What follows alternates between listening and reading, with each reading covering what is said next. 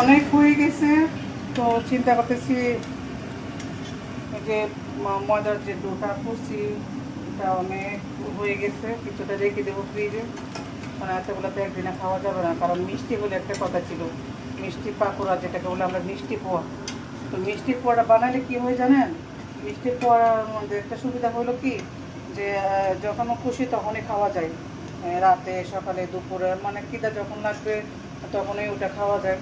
তো জাল পোয়াটা কিন্তু আবার যখন তখন খাওয়া যায় না। তো মিষ্টি পোয়া বানাবো আমি, তো দেখবেন আমি এইভাবেই বানাই, আমি এইভাবে শিখছি। কারণ কী করবো, যে যেটা জানে আর কি। আমি আজকে অনেক কিছু রান্না করছি, রান্না করার পরে আমি যে কতগুলো পাকোড়া বানাইছি, জাল পাকোড়া মানে সেখানে সব কিছু আছে একেবারে। আপনি যে রমজানে যে দোকানে গেছে না, ওই আপনার কি বলে যে আমরা তো বনফুল থেকে ফুলকুলি থেকে ইফতার কিনি, লোকাল আপনার রাস্তার চার থেকে আমরা কিছু আনি না, তো ঠিক ওইখানে গেলে ওগুলো পাওয়া যায়, এগুলোর মতোই হয়েছে। তো আমি যখন ওটা বানাই তখন আমার ছেলে বলে যে আম্মু তুমি তো এটা বেশ বানাইতে পারো, বানাই একটা ব্যবসা শুরু করতাম না। ওকে আমি তো এটা বানাই শেষ, আবার ব্যবসা করতে হবে।